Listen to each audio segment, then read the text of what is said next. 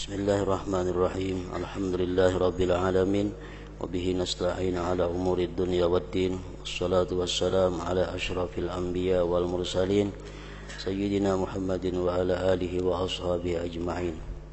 Qala al-musannif al-imam Abu Hamid Muhammad bin Muhammad al-Ghazali rahimahullah wa nafa'ana bi ulumihi wa qad warada fi akhbarin katsirah man hamma bi hasanati wa lam ya'malha kutibat lahu hasanah. Wa fi hadithi Abdullah bin Amr man kanat ad-dunya niyyatahu ja'alallahu faqrahu baina 'ainaihi wa faraqaha arghaba ma yakunu fiha wa man takunil akhiratu niyyatahu ja'alallahu ta'ala ghinahu fi qalbihi wa jama'a 'alaihi day'atahu wa faraqaha azhada ma yakunu fiha. Wa bi hadithi Ummi Salamah anna Nabiyya sallallahu alaihi wasallam zakara jaisan yuhsabu bihim bil baida faqultu ya Rasulullah yakunu bihim al mukrahu wal ajir faqala yuhsyaruna ala niyatihim. Wa qala Umar radhiyallahu anhu sami'tu Rasulullah sallallahu alaihi wasallam yaqul innama yaqtatilul muqtatilun ala niyyat ila akhir. Makna daripada kalam Al-Imam Hujjatul Islam Abu Hamid Al-Ghazali rahimahullah wa nafa'ana bi ulumih telah mendatang dalam hadis-hadis yang banyak. Di antaranya man hamma bi hasanati wa lam ya'malha kutibat lahu hasanah. Artinya barang siapa bercita-cita dengan suatu kebaikan dan ia tidak mengamalkannya, niscaya ditulis sebaginya satu kebaikan. Nah, maksud daripada ini hadis adalah orang-orang yang sudah membulatkan tikadnya, hatinya sudah bulat, sudah mantap untuk berbuat satu kebajikan.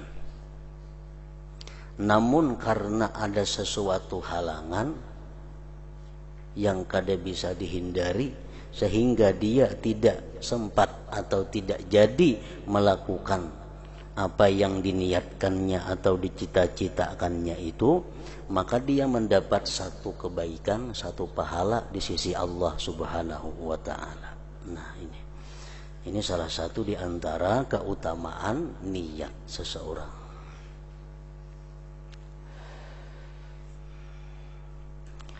Dalam hadis Abdullah bin Amr bin As radhiyallahu anhu disebutkan, man kanatid dunya niyyatahu ja'alallahu faqrahu baina haynaihi wa faraqaha arghaba ma yakunu fiha wa man takunil akhiratu niyyatahu ja'alallahu ta'ala ghinahu fi qalbihi wa jama'a 'alaihi day'atahu wa faraqaha azhada ma yakunu fiha.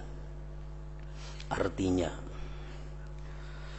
barang siapa yang dunia itu menjadi niatnya, niscaya Allah menjadikan kepakirannya di hadapannya dan ia berpisah akan dunia dalam keadaan paling gemar sesuatu yang ia padanya. Dan barang siapa yang akhirat menjadi niatnya, niscaya Allah menjadikan kekayaan di dalam hatinya dan Allah menghimpunkan baginya mata bendanya dan ia berpisah akan dunia dalam keadaan paling zuhud yang ada padanya. Maksud ini hadis, seseorang berusaha, bekerja, niatnya itu untuk mencari dunia, untuk mengumpulkan dunia. Lalu dia berusaha dengan niat supaya bisa rumah kayak orang, supaya bisa kendaraan kayak orang, bisa ternak macam orang, bisa toko macam orang. Niatnya dunia. Lalu dia berusaha, bekerja. Nah, karena niatnya dunia tadi, Allah jadikan kepakiran itu di hadapannya. Artinya apa? Orang tersebut kada akan pernah merasa puas dengan apa yang dicapainya. Selalu merasa kurang. Selalu merasa kurang. Dan Allah matikan dia dalam keadaan dia sangat cinta kepada dunia itu. Nah, ini orang-orang yang bekerja, orang-orang yang berusaha dengan tujuan adalah dunia. Bagawi, mengapakah? Tujuan hendak bisi rumah kayak orang, hendak bisi kendaraan kayak orang, hendak bisi macam-macam perhiasan kayak orang, hendak nukar baju yang baik-baik kayak orang. Nah, itu ngarannya tujuannya mencari duit untuk dunia.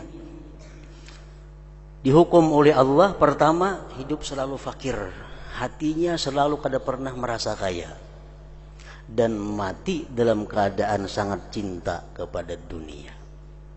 Ini mati yang paling sakit ngarannya. Jadi kematian itu, sakitnya orang mati itu adalah lebih banyak sakitnya kepada sakit batin, sakit rohani, sakit hati. Kalau sakit awak itu masih kada seberapa. Kalau orang sakit awak tuh masih bisa tertawa. Tapi kalau orang sakit hati, tatawagin kayak menangisnya. Nah, orang yang mati itu kebanyakan sakit itu sakit hati. Kenapa sakit hati? Karena dia berpisah lawan orang-orang dengan benda-benda yang dia sangat cinta. Nah, di situ sakitnya kematian. Sakitnya kematian di situ. Jadi orang-orang yang berusaha bekerja dengan tujuan dunia tadi, matinya sakitnya luar biasa. Kita bayangkan, kita berisi rumah, kita berisi kendaraan, kita berisi kebun, kita berisi toko, kita banyak berisi perhiasan. Nah, kemudian satu saat nanti kita akan dipisahkan Tuhan dengan itu. Rumah nang bagus sudah kada jadi ampun kita lagi. Kendaraan nang ada bukan ampun kita lagi. Kabun nang banyak bukan ampun kita lagi. Toko nang banyak bukan ampun kita. Perhiasan nang banyak bukan ampun kita. Jabatan nang ada ditinggalkan. Nah, bayangkan kayak apa sakitnya hati kita. Orang umpamanya jadi camat, isi rumah ada, kendaraan ada, toko ada, kebun ada, camat lagi. Diampihi orang jadi camat, sakit hati. Diampihi orang jadi camat bakal kejutan, sakit hati. Kenapa? Jadi camat diampihi, sakit hati, berpisah dengan jabatan.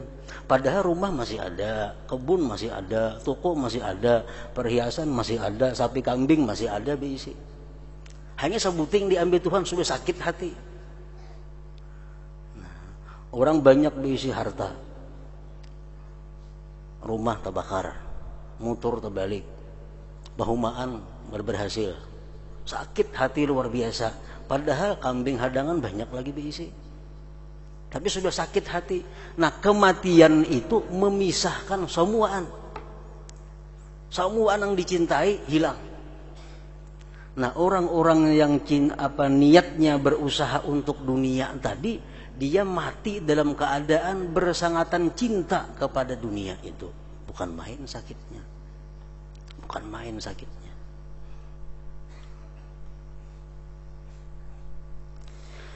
Nah, lalu sambungan hadis ini, siapa-siapa yang adalah niatnya itu akhirat, niatnya akhirat, itu Allah jadikan kekayaan dalam hatinya, dan Allah himpunkan mata bendanya dan Allah matikan dia dalam keadaan sedikit pun tidak ada cinta kepada dunia, nyaman matinya tuh, nyaman matinya.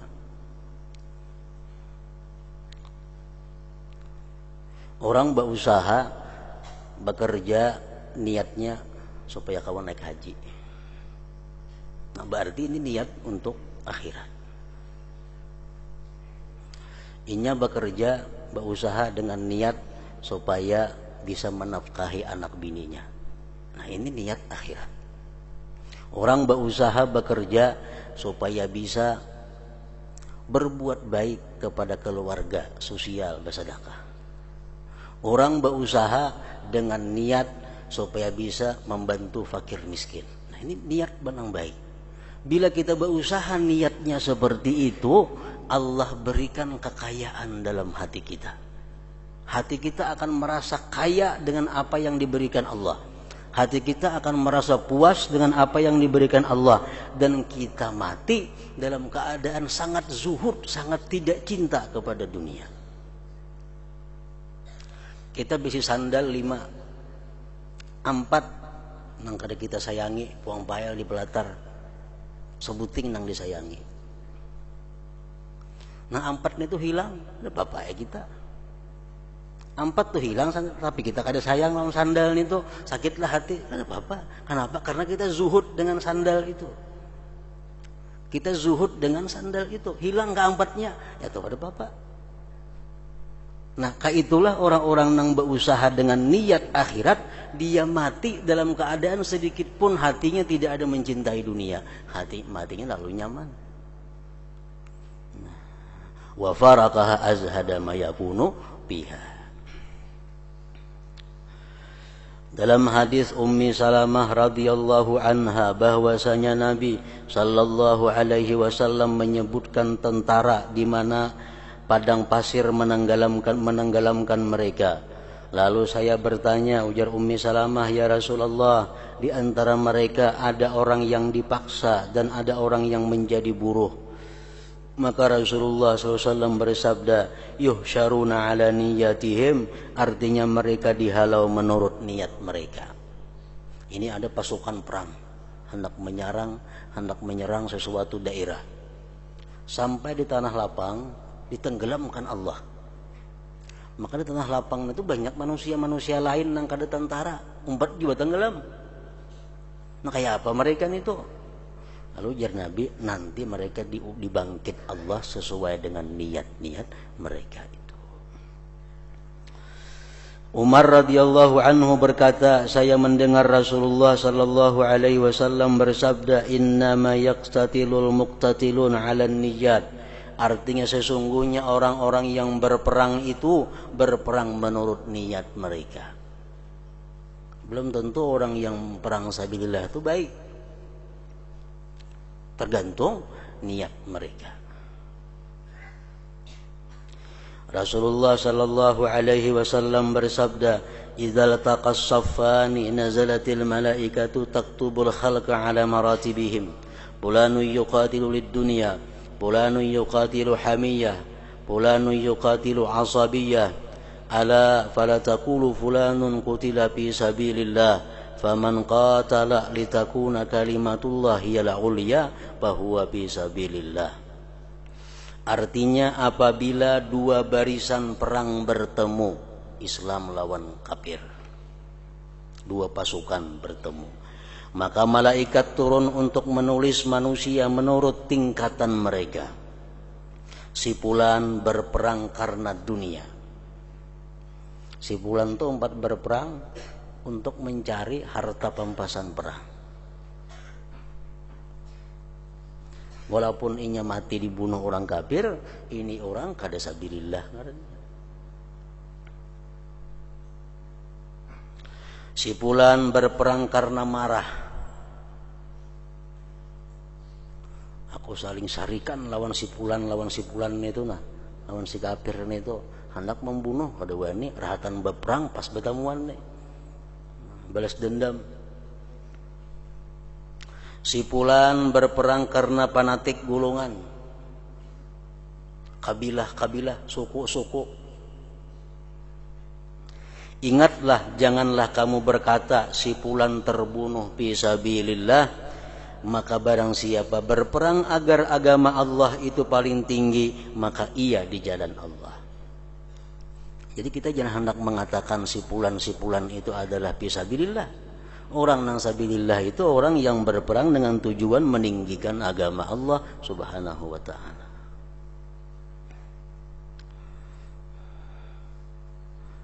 Jadi sesuai dengan hadis yang dahulu bahwa Allah tidak memandang kepada rupa kalian, Allah tidak memandang kepada kekuatan kalian, tapi Allah memandang kepada qulubikum wa amalikum. Allah memandang kepada amal, pada hati kamu dan amal kamu. Jadi hati dipandang Allah dahulu. Bila niatnya bagus, hanya selanjutnya Allah menilai amal perbuatannya.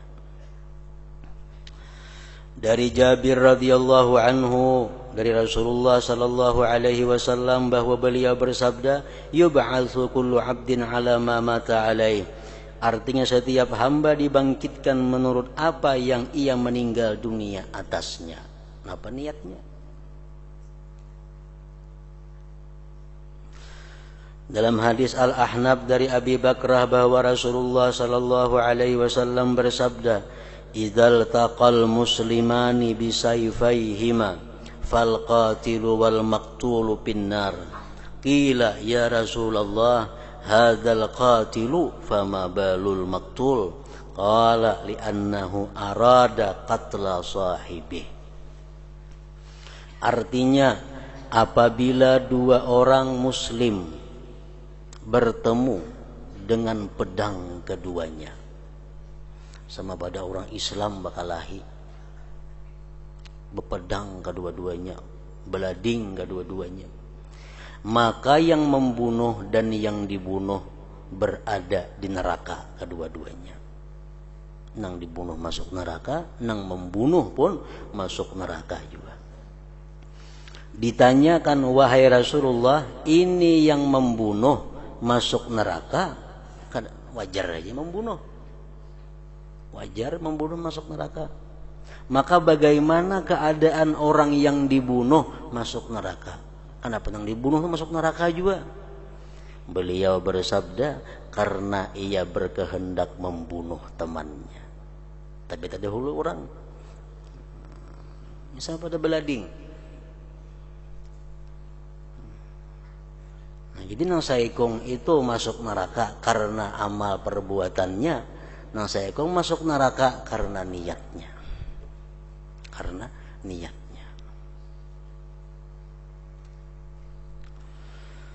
Dalam hadis Abu Hurairah disebutkan, man tazawwaja imra'atan 'ala sadaqin wa huwa la yanwi ada'ahu fa huwa zanin, wa man iddana dainan wa huwa la yanwi qada'ahu fa huwa sariqun. Artinya, barang siapa mengawini perempuan atas mas kawin padahal ia tidak berniat membayarnya, maka ia adalah orang yang berzina. Orang jujuran berhutang, boleh dia jujuran tuh berhutang, ada jadi masalah. Makanya rancak Japangulo 10.000 rupiah tunai jarna itu kuntan artinya.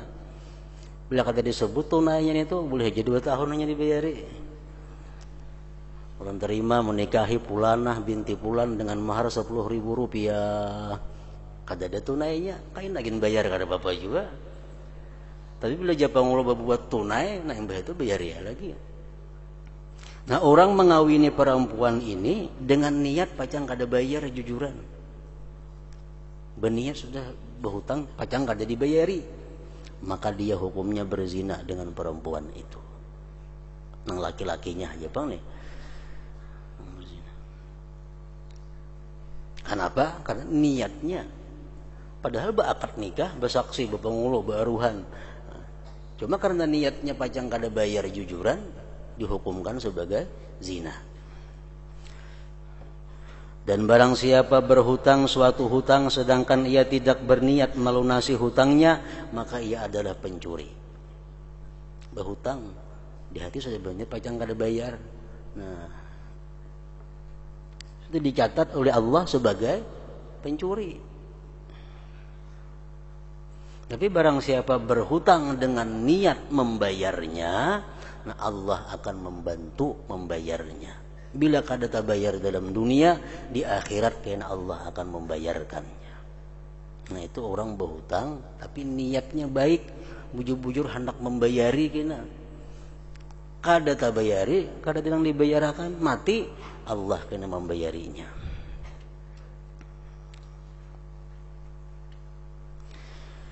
Dan Rasulullah sallallahu alaihi wasallam bersabda, "Man tatayyaba lillahi ta'ala jaa'a yaumal qiyamah wa rihuhu atyabu minal miski. Wa man tatayyaba li ghairillah jaa'a yaumal qiyamah wa rihuhu antanu minal jifah." Artinya barang siapa memakai minyak harum karena Allah, maka ia kelak datang pada hari kiamat di mana baunya lebih harum daripada misik, daripada kasturi. Dan barang siapa memakai minyak harum karena selain Allah, maka ia kelak datang pada hari kiamat di mana baunya lebih busuk daripada bangkai. Ini minyak harum mesti berniat juga.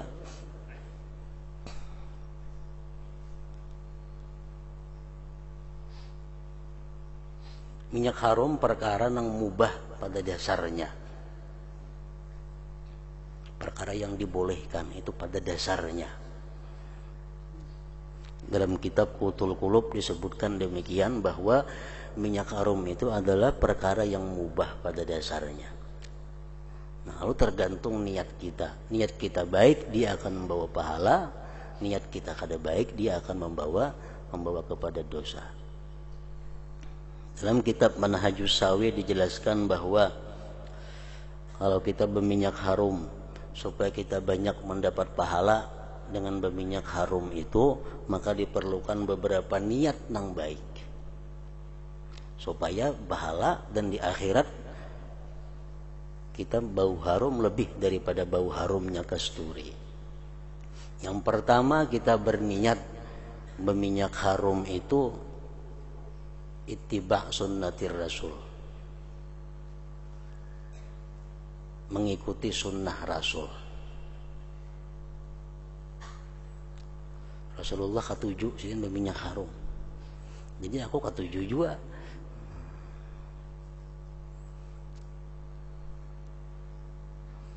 Yang kedua, tujuan berminyak harum itu tarwihu man jalasa indah. Tarwihu man jalasa indah, berminyak harum tujuannya menyenangkan orang-orang yang duduk di sampingku. Kan nyaman dihiga duduk harum, minyak harum. Jadi tujuan kita berminyak harum supaya nang dihiga aku ini nyaman. Minyak harumnya pilih nang nyaman juga baunya.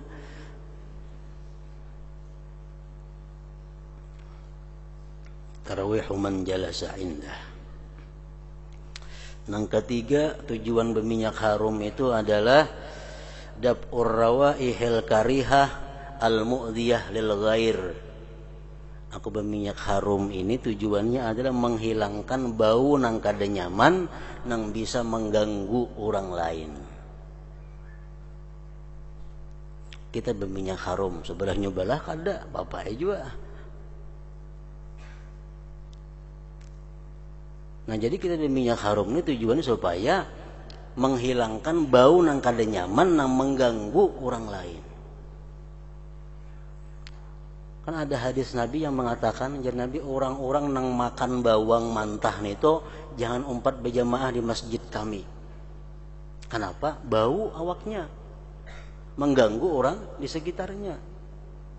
Nah jadi aku berminyak harum ini tujuannya untuk menghilangkan bau nang kada nyaman.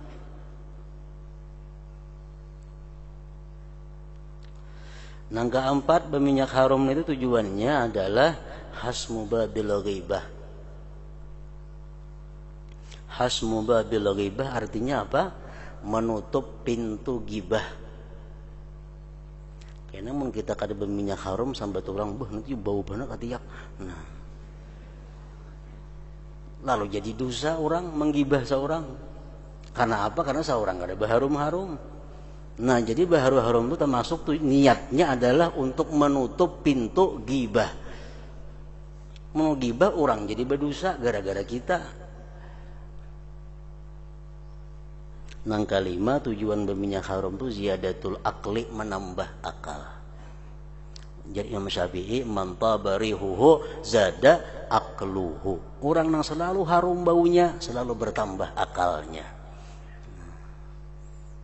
Jadi bila kita berminyak haram niatnya 5 macam itu, 5 macam dapat pahala. 5 macam dapat pahala. Adapun asar-asarnya diantaranya Umar ibnul Khattab radhiyallahu anhu berkata, paling abdal amal perbuatan adalah menunaikan apa yang diwajibkan oleh Allah. Itu paling abdal sudah. Paling abdal ibadah menunaikan yang diwajibkan Allah. Bila kita melalaikan yang diwajibkan Allah, tapi kita katuju manggawi nang sunat, berarti itu ngarannya kada ikhlas. Itu ngarannya karena syaitan atau karena nafsu. Ini nang wajib nih ada kada biris lagi, tapi nang sunat katuju manggawi, Allah kada menerima. Kenapa? Karena orang ini pasti ada untingan. Amunnya buju-buju karena Allah nang wajib dahulu akan. Kuitan seorang miskin fakir kada diberi duit, kawan diberi duit, itu kada bujur ngarannya. Nang wajib ada. Paling abdal amal perbuatan adalah menunaikan apa yang diwajibkan oleh Allah.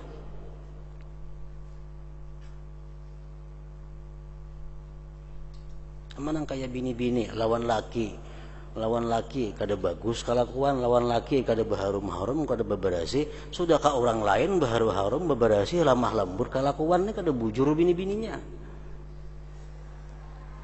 Kada bujurun itu. Bila sudah lawan orang baik kelakuan, lemah lembut tutur kata, lawan laki maka nah padahal wajib itu lemah lembut lawan laki. Lawan orang itu kasar ada jadi masalah, disuruh tuh bini-bini kasar dengan laki-laki yang bukan mahram itu. Inta paling lawan laki kasar, lawan orang lemah lembut, nih perempuan yang gak ada jujur ngarannya. Paling abdal amal itu adalah menunaikan apa yang diwajibkan oleh Allah. Nang wajib sudah biris, nah yang lain-lain, nang sunat. Wara daripada apa yang diharamkan Allah Ta'ala, nomor 2-nya. Menjauhi yang diharamkan Allah. Yang ketiga, dan benarnya niat pada apa yang ada di sisi Allah. Laksanakan apa yang dipardukan Allah, jauhi apa yang dilarang Allah, bujurkan niat. Banyak orang yang berbuat yang diwajibkan Allah, tapi niatnya kada bujur.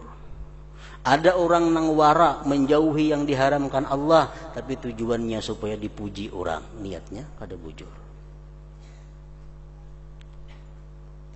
Salim bin Abdullah menulis surat kepada Umar bin Abdul Aziz. Ketahuilah bahwa pertolongan Allah Ta'ala terhadap hamba itu menurut kadar niatnya. Maka barang siapa sempurna niatnya, niscaya sempurna pertolongan Allah kepadanya. Aku berusaha niatku supaya kawan naik haji, ditolong Allah. Seapa besarnya niat kita, seapa besarnya dorongan kita, ditolong oleh Allah. Dan barang siapa kurang niatnya, babaya ada niat, niscaya kurang pertolongan Allah kepadanya menurut kadarnya juga. Sebagian orang salaf berkata, banyak perbuatan yang kecil yang dibesarkan oleh niat, dan banyak amal perbuatan yang besar yang dikecilkan oleh niat. Perbuatan itu besar, Cuma pahalanya halus karena niatnya halus.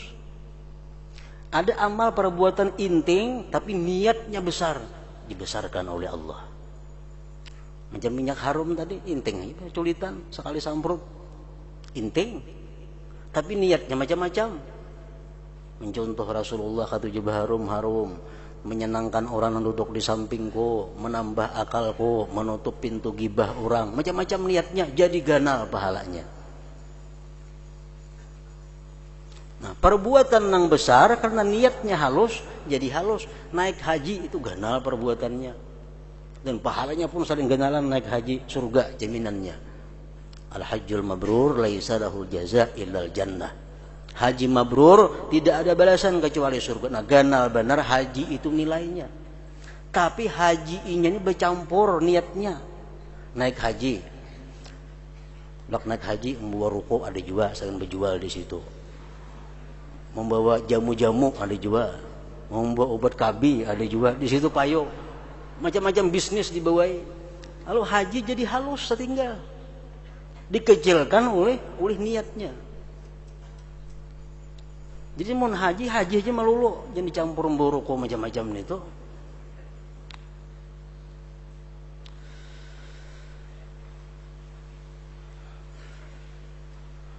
Banyak perbuatan yang kecil yang disebabkan oleh niat dan banyak amal perbuatan yang besar yang dikecilkan oleh niat. Baca salawat sallallahu ala sayyidina Muhammad wa ala alihi wasallam. Sedikit saja. Tapi kalau niat kita bagus, niat kita besar, menjadi besar. Ada orang bersalawat umpatan saja berniat kada apa kada. Itu halus nilainya. Tapi kalau kita bersalawat itu walaupun sekali salawat, cuma niatnya pertama menjunjung perintah Allah. Dalam Al-Quran Allah menyuruh bersalawat lawan Nabi Muhammad sallallahu alaihi wasallam. Yang kedua, aku bersalawat ini tujuannya karena aku cinta kepada beliau. Walaupun hati kita kurang cinta, akan ditambah Allah kecintaan. Yang ketiga, aku bersalawat ini karena syaukan ilaih, karena aku rindu kepada beliau. Walaupun kita kurang rindu, akan ditambah Allah kerinduan kepada Nabi. Yang keempat, niat kita untuk membesarkan haknya Nabi Muhammad sallallahu alaihi wasallam. Yang kelima, tujuannya karena membesarkan, karena cinta kepada keluarga Nabi Muhammad sallallahu alaihi wasallam. Nah, sekali aja bersalawat sallallahu alaihi sayyidina Muhammad wa ala alihi wasallam. Tapi saling ganalan pahalanya. Kenapa? Niatnya ganal. Niatnya ganal. Kayak duit salamber cuma 100.000. Ganal nilainya.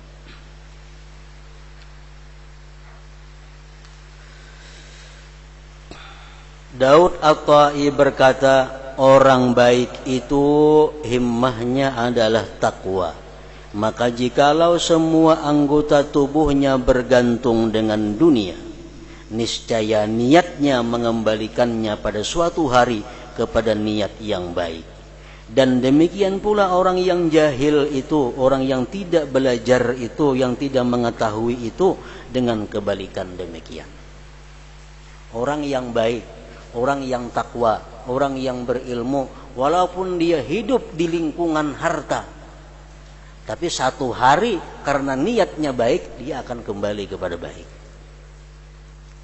Nah, orang yang baik, yang takwa, karena niatnya baik, walaupun hidupnya sekarang dalam lingkungan dunia, hidup dalam lingkungan harta, tapi satu hari dia akan kembali. Kenapa? Karena dia punya niat yang baik.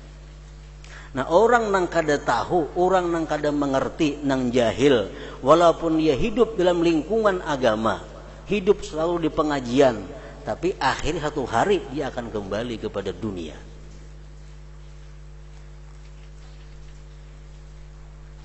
Dan demikian pula orang yang jahil itu dengan kebalikan demikian. As-Sauri berkata, mereka mempelajari niat amal perbuatan sebagaimana mereka mempelajari amal perbuatan. Nak berdagang, betakun kayak apa cara berdagang. Oh, cara berdagang itu ada akadnya, ada ininya, ada itunya. Itu belajar cara berdagang. Dan mereka pun belajar kayak apa cara niatnya berdagang itu. Hendak makan, kayak apa makan yang baik, apa niatnya makan itu. Hendak guring, apa niatnya guring itu. Hendak kawin, apa niatnya kawin. Semuaan betakun belajar tentang niatnya. Nah itu orang-orang dahulu. Mereka mempelajari niat amal perbuatan sebagaimana mereka mempelajari amal perbuatan.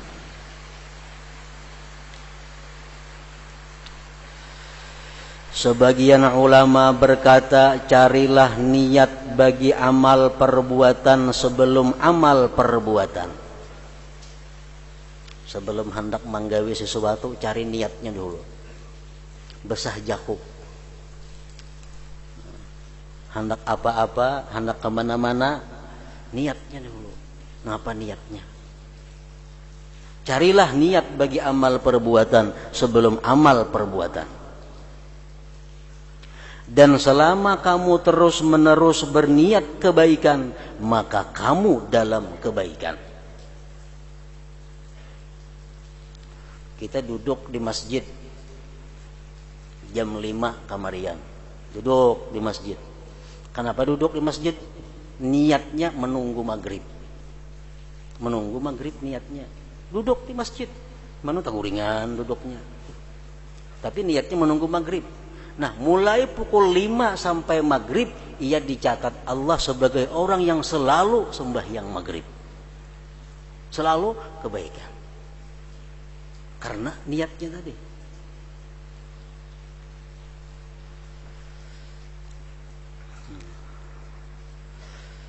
Dan selama kamu terus-menerus berniat kebaikan, maka kamu dalam kebaikan.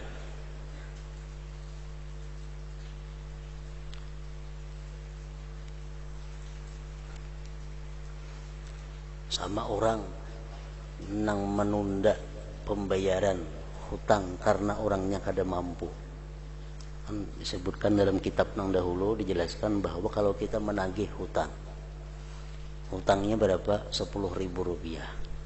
Ditagih, jarnya kada kau bayar, nah kada berduit lagi. Ayo ha, karena bila ada bayari, boleh.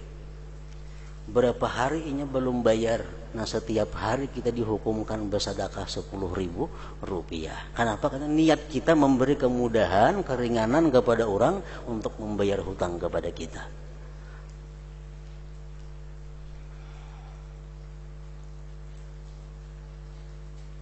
Sebagian murid berkeliling kepada para ulama seraya berkata, sebagian murid berkeliling kepada para ulama seraya berkata, siapa yang menunjukkan aku kepada suatu amal perbuatan yang senantiasa saya melakukannya karena Allah Ta'ala. Orang ini mencari ilmu. Ilmu yang dicari apa ilmunya?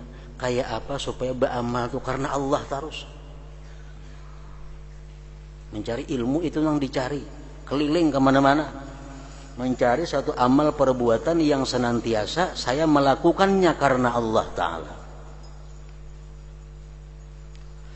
Sesungguhnya saya tidak suka bahwa datang sesaat dalam malam atau siang kepadaku, melainkan saya adalah salah seorang dari orang yang melakukan amal karena Allah. Kok kada hakun dalam sehari samalaman ini ada amal nang kada karena Allah. Maka dikatakan kepadanya, kamu telah mendapatkan hajatmu, maka lakukanlah kebaikan menurut kemampuanmu. Lalu apabila kamu lemah atau meninggalkannya, maka bercita-citalah dengan melakukan kebaikan itu. Karena sesungguhnya orang yang bercita-cita dengan melakukan kebaikan itu seperti orang yang melakukannya. Sembahyang 1 rakaat, 2 rakaat, 6 rakaat, 10 rakaat, lapah sudah 10 rakaat sembahyang, istirahat, minum, duduk, beruku umpamanya, menghilangkan lapah, kayaknya tungtung lapah kena sambung pulang ke rakaat berikutnya. Nah selama istirahat itu dihitung tetap sembahyang. Kenapa? Karena kita mencari tenaga untuk melakukan sembahyang yang berikutnya. Itu niat ngarannya. Baca Quran malam hari, baca Quran, ngantuk sudah mata, mengantuk mata, guring dulu. Karena membangun sambung pulang, guring 3 jam, bangun, baca pulang Quran. Nah, selama guring 3 jam tadi kita dicatat orang yang baca Al-Quran. Baca Al-Quran. Kenapa? Karena niat kita guring itu adalah untuk memperkuat tenaga, menambah tenaga supaya bisa selanjutnya membaca Al-Quran. Nah, jadi amun kita bisa memainkan niat ini, kadada hari, kadada saat, nang kadada ibadah dilakukan. Selalu ibadah atau yang bernilai dengan nilai ibadah. Nilai ibadah. Baca salawat 100 kali, tapi kadada niat napa-napa. Umpatan aja, Allahumma shalli ala Muhammad, Allahumma shalli alaihi wasallam. Berapa kali membaca? 100 kali. Orang sekali aja baca salawat, tapi niat pun orang gana. Niat orang bagus, sekali aja baca salawat. Kalah beratus-ratus kali nang niatnya kada jelas tadi. Begitu pula sebagian orang salaf berkata, sesungguhnya kenikmatan Allah atasmu itu lebih banyak daripada kamu menghitungnya. Kada kamu menghitung nikmat Allah, kada kehitungan sudah. Dan sesungguhnya dosa-dosa itu lebih tersembunyi daripada kamu mengetahuinya. Kalau kita menghitung dosa, kada kehitungan juga. Tetapi pagi-pagilah kamu menjadi orang yang bertobat, dan suri-surilah kamu menjadi orang yang bertobat, niscaya diampuni bagimu dosa-dosa yang diantara yang demikian. Subuh tobat kepada Allah kalau ada dosa-dosa malam tadi. Ini sudah berniat kena kemarin kena aku tobat pulang kalau ada dosa-dosa yang di siang hari. Nah, jadi 24 jam kita selalu orang yang bertobat kepada Allah Subhanahu wa taala karena niatnya tadi. Nah, ke situ Nabi Isa alaihissalam bersabda,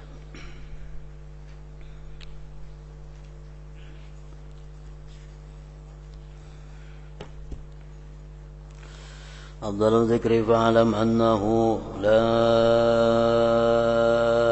ilaha illallah Muhammadur Rasulullah, la ilaha illallah Muhammadur Rasulullah, la ilaha illallah Muhammadur Rasulullah, la ilaha illallah, la ilaha illallah, la ilaha illallah, la ilaha illallah, la ilaha illallah. Allahu Allah, Allahu Allah, Allahu Allah, Allahu Allah, Allahu Allah, Allahu Allah, Allahu Allah, Allahu Allah, Allahu Allah, Allahu Allah, Allahu Allah, Allahu Allah, la ilaha illallah Muhammadur Rasulullah, la ilaha illallah Muhammadur Rasulullah, la ilaha illallah Muhammadur Rasulullah, la ilaha illallah. Al-Fatihah. Ila Allatin Nabi.